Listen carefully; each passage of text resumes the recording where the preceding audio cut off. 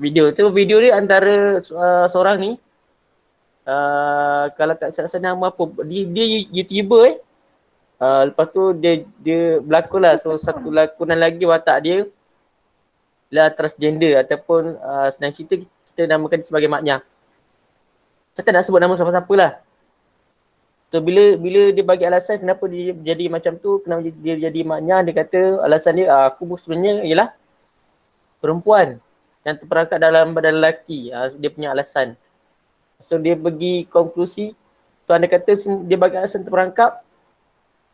Semua orang akan jadi semua orang akan bagi alasan yang terperangkap di badan. Dan contoh terperangkap dalam badan abang dia, kalau suami isteri tadi kan, dan terperangkap dalam badan budak kecil, isap rokok. Maksudnya budak kecil boleh isap rokok.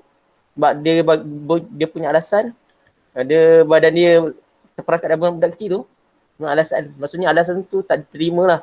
Kerana ada beberapa isu-isu yang lain lah. Maksudnya dari segi undang-undang Malaysia ni, kita memang kita ada dua undang-undang. Yang pertama undang-undang sivil dan yang kedua adalah undang-undang syariah. So berkaitan dengan umat Islam, anda kata contoh dia lelaki kan, lepas tu nak pergi tukar dekat dekat IC dia lelaki, lepas tu nak pergi JPN tukar, saya tukar jantina, saya tukar perempuan. So dekat Malaysia tak boleh. So dekat negara lain wallahualam lah, kemungkinan ada, sebab ada negara-negara yang dibenarkan dia punya, kita namakan dia sebagai transgender, pertukaran jantina, yang berasal daripada kecelaruan identiti. So teruskan dengan slide. Sekejap. Kayaknya boleh nampak slide. Oh tengah ni presenting. Nampak kan? So kecelaruan identiti tadi, so lelaki dia rasa dia perempuan, ada yang perempuan dia rasa dia lelaki. So yang tu bermaksud kecelaruan identiti dan orientasi seksual. So yang seterusnya, tengok cara-cara ataupun langkah menangani kecelaruan identiti tadi. So yang pertama ialah elakkan cara hidup kurang baik, iaitu cara suka berfoya-foya. Yang pertama lah, maksudnya dia suka hiburan kan, contoh.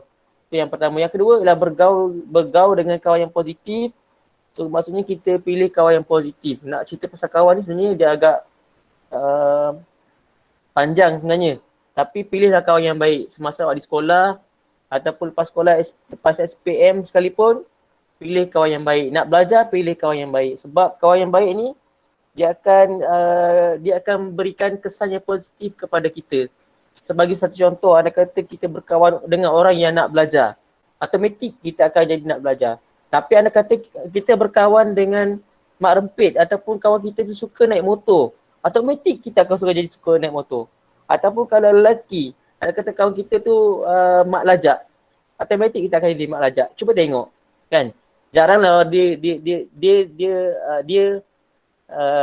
dekat sekolah dia imam kan, contoh. Tapi dekat luar dia mak lajak, dia kawan dengan mak lajak tu jaranglah berlaku. Sekadar kawan tu okey, tapi masalahnya dia tak nak berkumpul satu tempat dan buat benda yang kurang berfaedah lah bersama-sama. Tu maksud saya, bergaul dengan kawan yang positif. Yang ketiga, elakkan guna media sosial untuk perkara yang negatif. Ini banyak kan, macam tadi dia cakap dia dah lah buat maksiat. Lepas tu dia paparkan maksiat tersebut dekat dia punya IG, dekat dia punya Facebook kan, macam-macam sekarang. So dekat dia punya Twitter, dekat dia punya TikTok, macam-macam ditunjukkan elemen-elemen yang negatif. Sama ada, saya nak contoh pun segan sebenarnya. Ada yang dia gunakan bahasa-bahasa yang agak kasar, bahasa-bahasa yang mencarut, dan dia agak sensitif benda tu sebenarnya. Orang tengok, orang lain mungkin tak suka tapi dia nak tengok benda tu kan. Sebab tu dia jadi viral benda tu. Ini berkaitan dengan kecelaruan identiti lah. Saya sebut nama nanti. So boleh search dia punya penghijrahan. Nanti saya